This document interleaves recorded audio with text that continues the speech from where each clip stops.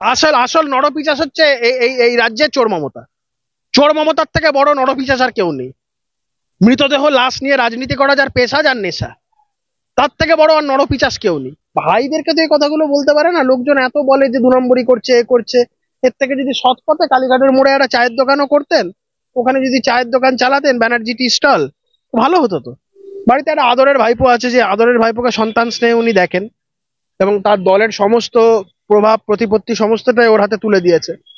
তো সে আদরের ভাইপোকে তো বলতে পারে যে চায়ের দোকান দে, চপের দোকান দে। আমাদের ট্যাক্সের টাকাই তো চুরি করে ফাঁক করে দিচ্ছে।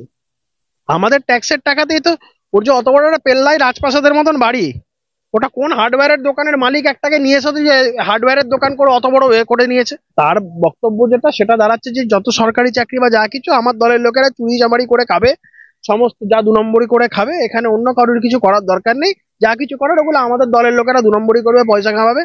তোমরা ভাই ভদ্রলোকের বাড়ির ছেলেমেয়েরা তোমরা চায়ের দোকানে করে খাও। আমি অনেক পোস্টার দেখছি সোশ্যাল মিডিয়ায় আপনাকে, যার জন্য আজকে ইন্টারভিউ করা আরো বেশি করে। কৌস্তব বাগচি, সজল ঘোষ, অগ্নিমিত্রারা নাকি প্রমাণ লোপাট করতে ওখানে ছিল। আমি বলছি, আমি আমি বলছি একদম সম্পূর্ণ অর্বাচীন। এবং যারা এই কথাগুলো বলছে তারা আর যাই হোক মানুষের পর্যায়ে পড়েন না।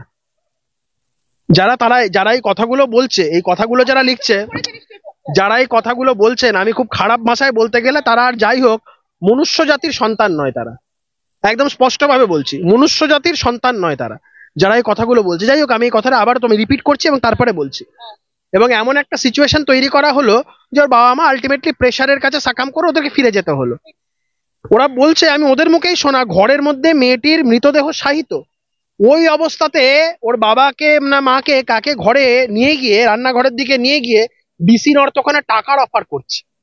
তো ডিসি নর্থের তো বাবার টাকা না, ডিসি নর্থের বাবা বলে দিয়েছে ওদেরকে কি টাকা দাও, এরকম তো ব্যাপার না। রাজ্যের মুখ্যমন্ত্রী বা হচ্ছে কি অন্যান্য কোনো দলের কোনো প্রভাবশালী নেতা নিশ্চয়ই নির্দেশ দিয়েছে বলে তাই না। ডিসি নর্থের তো বাবার টাকা না যে ডিসি নর্থ গিয়ে বলবে না আমার বাবা টাকা পাঠিয়েছে, টাকাটা রাখো। বিষয়টা তো এমন নয়। তো আলটিমেটলি বিষয়টা কত বড় নরপিশাচসুলভ আচরণ হতে পারে একজন রাজ্যের প্রশাসনিক প্রধানের, যে এই ধরনের ঘটনাকে ঘটতে দিতে পারমিট করে। আমি কিছু কিছু লোকজন যারা এই কথাগুলো লিখছে, তার যাই হোক তারা আর মানে মনুষ্য জাতির তারা সন্তান নয়, মানুষ নয় তারা।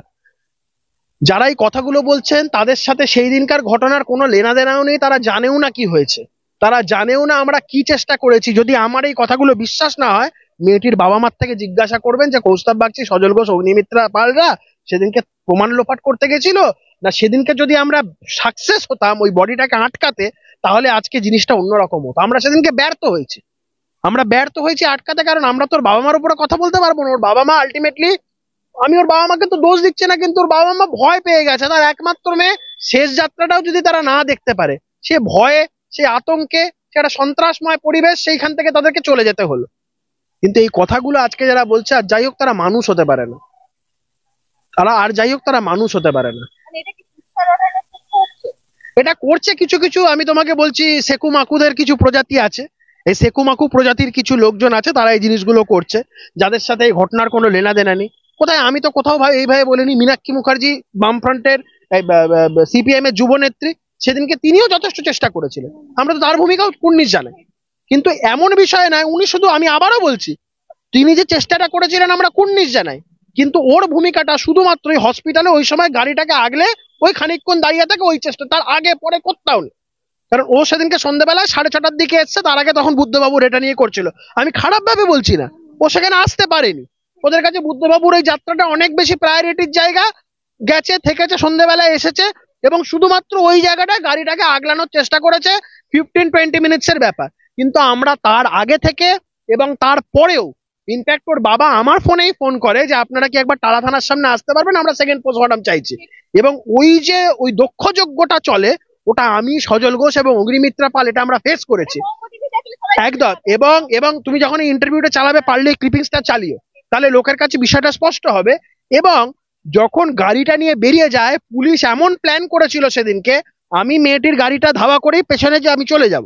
তো তৎক্ষণাৎ ওই পরিস্থিতিতে আমি বিভিন্ন সবার সাথে যোগাযোগ করি, কিন্তু আমি যেহেতু একা ছিলাম সেই মুহূর্তে, ওখানে যে তৃণমূলের জমায়েত ছিল, আমি আর ওদের বাড়িতে সেই সময় ঢুকতে পারিনি। আমি চেষ্টা করেছিলাম আবার ফিরে আসার জন্য, কারণ সজলদা অগ্নিমিত্রার জন্য আটকা পড়ে গেছিল। ওই আশপাশের বেলগাছিয়ার সমস্ত জেহাদি বস্তিগুলো থেকে সব লোকজনকে নিয়ে এসে পিটিএ মেরে দেওয়ার পরিকল্পনা করেছিল সেদিনকে তৃণমূল কংগ্রেসের লোকেরা, এবং এক্স্যাক্টলি এবং পুলিশ সেটাকে, গোটা বিষয়টা পুলিশের চক্রান্ত বিষয় ছিল, চক্রান্ত করেছে পুলিশ। তো পুরো জায়গাটাকে পুলিশের গাড়ি দিয়ে এমন করে ঘিরে দেওয়া হলো যাতে আমরা গাড়ি নিয়ে না বেরোতে পারি। ভয়াবহ পরিস্থিতি। এগুলো যারা জানে না তারা এই কথাগুলো বলছেন অর্বাচীন, এবং তারা সম্পূর্ণভাবে, আমার তাদের প্রতি করুণা হয় যারা এই ধরনের কথা বলছেন। আমি আরেকটা জিনিস বলছি কৌস্তব দা, সত্যি আমি বলছি সোশ্যাল মিডিয়া নিয়ে অবাক হয়ে যাচ্ছি। আমি বলছি আরেকটা জায়গায় লেখা আপনি দেখবেন, সেটা শাসক দলের কার্যত তৃণাঙ্কুর ভট্টাচার্য, ছাত্র সভাপতি, সে পোস্ট করতে বলছে মীনাক্ষীকে নাকি সঞ্জয় ব্রিগেডে আসতো, দিদি বলে ডাকতো। বলছি এই কুৎসাগুলো সব রটিয়ে লাভ কি? আমি বলছি আপনার নামেও যেমন, এরকম মীনাক্ষীর নামে, মানে শাসক দল কি অন্য কিছু বা এই যারা। দেখুন, আমি এই জিনিসগুলো, শাসক দল যে কথাবার্তাগুলো বলছে বা যা করছে, আলটিমেটলি তারা খুব কুৎসার জায়গায় যাচ্ছে। কে কাকে দিদি বলতো না বলতো, এখন যদি লোকে উল্টো পাল্টা কোনো কথাবার্তা বলে মমতা বন্দ্যোপাধ্যায় সম্পর্কে সঞ্জয়কে নিয়ে জড়িয়ে, খারাপ লাগবে শুনতে।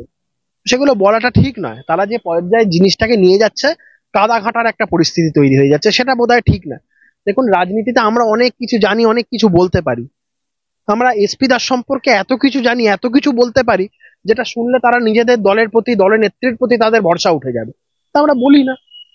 কোথাও একটা সীমারেখা টানা উচিত, কোথাও একটা লক্ষণ রেখা টানা উচিত।